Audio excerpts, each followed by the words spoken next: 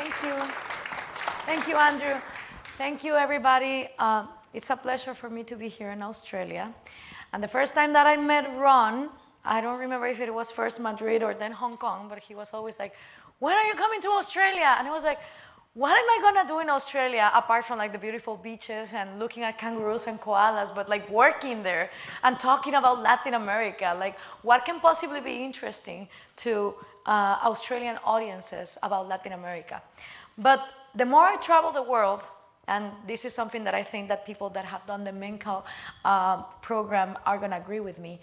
The more you travel the world, the more cultures you see, the more sense liberty makes. I'm yet to discover someone that can argument to me that humanity is made to be enslaved, robbed, or deprived from their liberties. The more I travel, the more I find that the three human rights are to life, to liberty, and to private property. Because dignity in every individual is something that transcends where do we come from, how do we look, who our parents are, or how much money do we have in our wallet.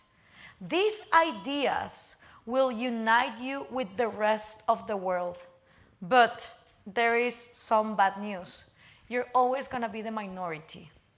If you study history, you're gonna find out that people who fight for freedom are always a minority against dictators, and are a minority against majorities that, for two reasons, ignorance or pure evil, are fighting against the basic individual dignity and liberty in the world.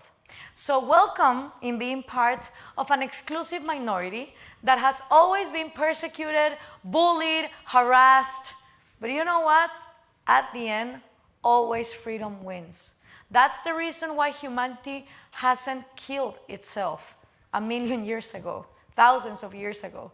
It doesn't matter how stupid and tyrannical sometimes as humanity we can be, always freedom wins. And that's the reason why we have overcome world wars and disease and probably the coronavirus. I hope so. But liberty needs messengers. And it needs messengers in every generation because it's a message that is quite rapidly forgotten. And guess what? The better humanity gets, the easiest it is to forget how liberty needs to be cherished and defended. So we need people that take this message from generation to generation. And it's not only about economics. I come from like the only libertarian university in this planet, UFM in Guatemala. And let me tell you, I studied semesters of economic process, Hayek philosophy, Mises philosophy, public choice, law and economics, you name it.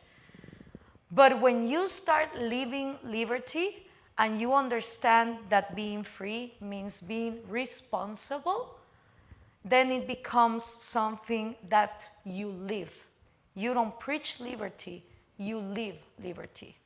And being responsible means how able are you to respond to the things that life throws at you? Are you gonna be a victim? Or are you gonna be resilient for the things that life brings to you? And there's a famous quote of the Spider-Man movies. I don't know like what number because they do a lot of Spider-Man movies every 3 years. But in one of them, Uncle Pete says to Spider-Man, with great power comes great responsibility. Actually, it's the other way around.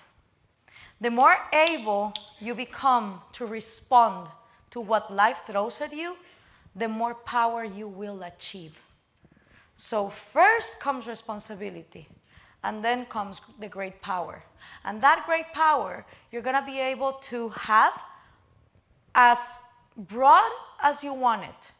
Because the message of liberty goes beyond, as I already said, borders, nationalities, class, or sex.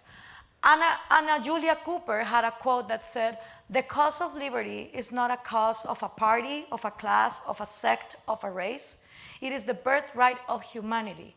It is the reason defending these ideas that it is possible for me, as a Cuban, Hungarian, Guatemalan from the other side of the world, being able to connect with you here in Australia, speaking the same language. And I dare you to go abroad, to travel, to confront the ideas of liberty every time you meet someone that has different beliefs, different sexual interests, different backgrounds. And it's not about having a homogenic culture.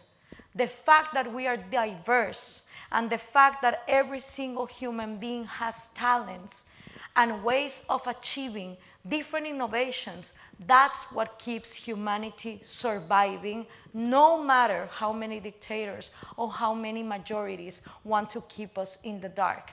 So welcome to this bullied but beautiful minority of freedom fighters all over the world. Thank you very much.